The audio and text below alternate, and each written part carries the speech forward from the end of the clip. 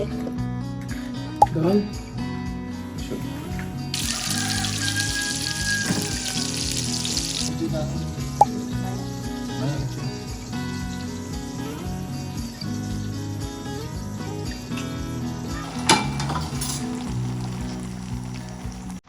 Thanks, my cookeries.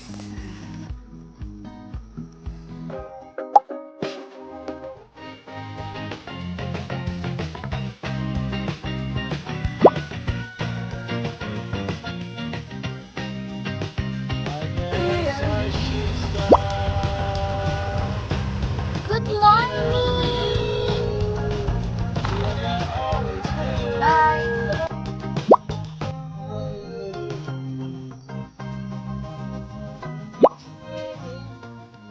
Good morning! So, today is Monday, April 14, and ako yung opening.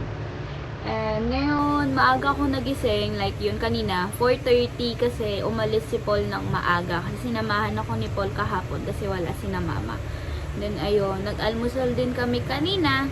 Siya yung nagluto, syempre. Disney princess ang kanyang girlfriend, pasensya siya. So, ayun lang, samahan niyo ako ngayong buong araw ko na duty dito sa butika. Oras po last fasting news, ay last kain niyo, sir. 271.8. 15.1 po. Bali, conversion po niya, 271.8. Diabetic po ba kayo, sir? Regular ba check-up niyo, sir? So, kapag Monday nga pala, madaming ina-update. Kaya, tara, i-update natin sila. Sana all ina-update. Charot.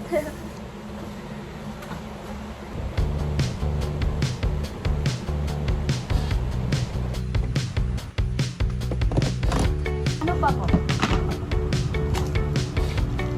207.2. Wala ka lang 7 pesos.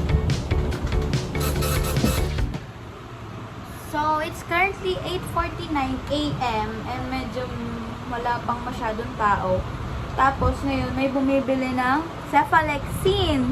Nakasulat siya sa isang paper na gano'n. Cephalexin, 2. Tapos, Mefenamic Constant, 2 din. Siguro masakit yung ngipin nun. Buti na lang hindi siya ng away. Sabi ko, kailangan nyo ng reseta.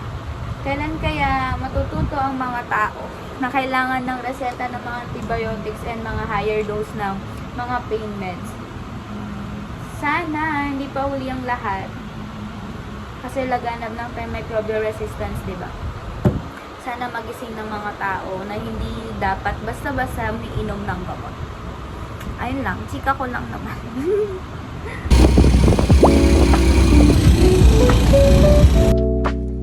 Aray! Bahay na ako. Nakauwi ako siguro mga around 5:30 kasi hinintay pa namin yung pinsan ko kasi nakisakay lang ako sa kanila. And then, bumili ako ng pipino. Kaya, gagawa tayo ng pipino salad. Taligtad na siya.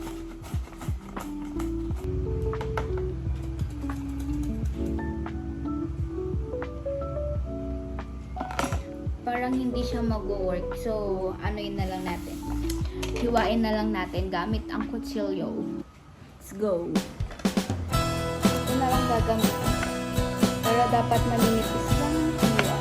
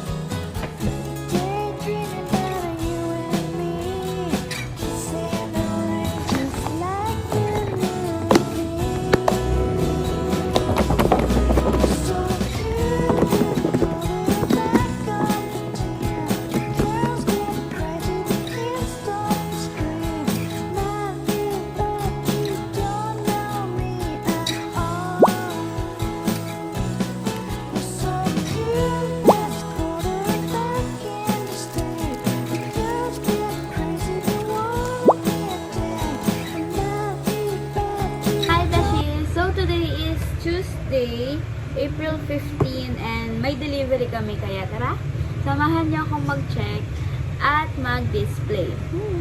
So, ayan yung delivery namin sa TGP, like mga meds. Tapos sa labas, yun yung mga non-TGP naman, like mga cosmetics, diapers, ganun.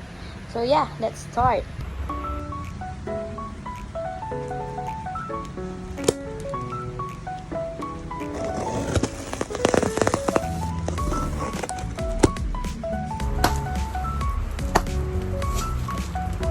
So, first box is yung mga ano lang na plastics and paper bags.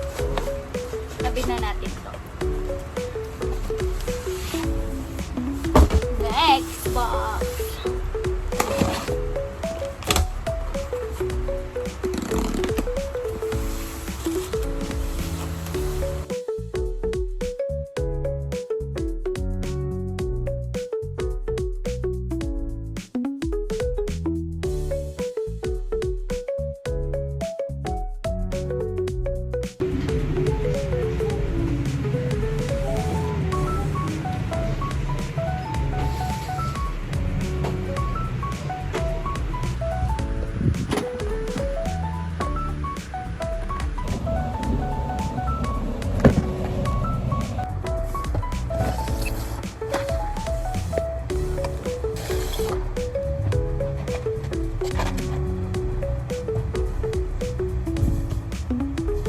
So, dapat pag nagdi-display tayo ng mga bagong deliveries, dapat sinecheck natin yung kanilang expiration date para hindi tayo ma-expirean at hindi tayo magbayad ng pagkalaki-laki. Okay?